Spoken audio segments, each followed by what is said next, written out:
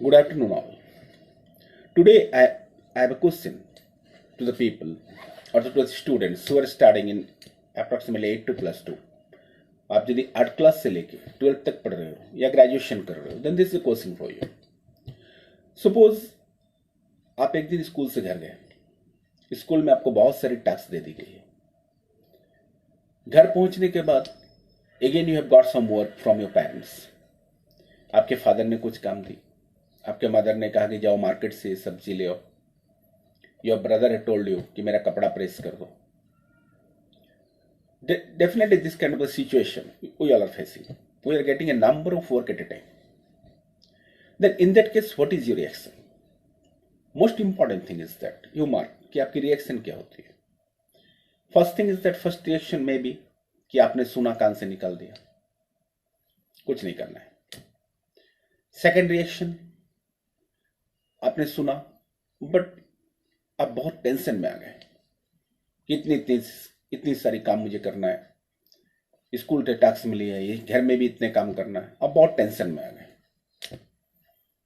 And third thing is that, third situation में क्या है, आपने सब कुछ सही से सुना and you have made a plan. आपने अपने माइंड में प्लानिंग करनी चालू कर दी कि सब काम एक साथ कैसे किया जाए, एक के बाद एक कैसे किया जाए, how to manage. The most important thing is this reaction. आपको यही एनालिसिस करना है कि आप में रिएक्शन क्या आती है. If your reaction is first और सेकंड कैटेगरी, मीन्स आप यदि एक कान से निकल सुन के दूसरा कान से निकल रहे हो, या फिर आप यदि बहुत ज्यादा टेंशन गुस्से में आ जा रहे हो, देन बी केयरफुल. बहुत केयरफुल आपको होनी है.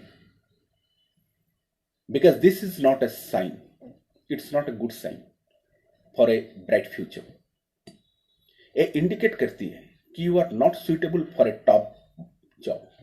आप किसी कंपनी के टॉप बनने के लिए आप सुइटेबल नहीं हो, या फिर कोई बड़े पोस्ट के लिए आप सुइटेबल नहीं हो. दिस इज इंडिकेटिंग कि आप सुइटेबल नहीं हो. आप छोटे मोटे काम के लिए ठीक हो, और आपकी फ्यूचर छोटी मोटी काम करके ही आपकी फ्यूचर बीत जाएगी. This is the indication. But if you are managing second category, if you are coming in second category, आप यदि प्लानिंग कर रहे हो, then this is the indication that in future you will definitely reach a very high position. आप किसी company के boss बन सकते हो. You may be the IAS, IPS or top boss of any place. You may be a top businessman. आप जहां भी रहोगे टॉप पोजीशन में रहोगे. Because what happens, you see, practically you see, आप कभी भी किसी टॉप पोजीशन के लोगों से मिलोगे, जैसे I have got the chance or I am getting the chance to meet with the top position people. They are handling a lot of work at a time. उनके पास बहुत सारे काम एक साथ होते हैं, and different category of work they are doing. If you go to meet any IAS, IPS rank of people, you'll find that different kind of the work they are handling at a time. एक अच्छी काम चल रही है, immediately एक problem आ गई, immediately something different. वो लोग सब काम को बहुत अच्छी तरह से मैनेज कर देते हैं. If you go to a businessman, suppose you are doing a business, successful businessman, he may be a very big businessman or a small businessman.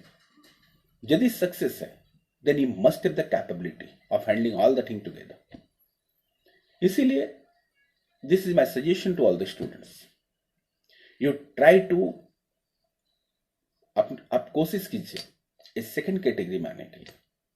आपको जितने सारे वर्क भी एक साथ दे दीजिए, you never lose your tempo. आप कभी भी टेंशन में ना आए. You just make the planning कि how to solve this. And if you will develop this ability inside you, then definitely you will reach a very high position in the future. Thank you.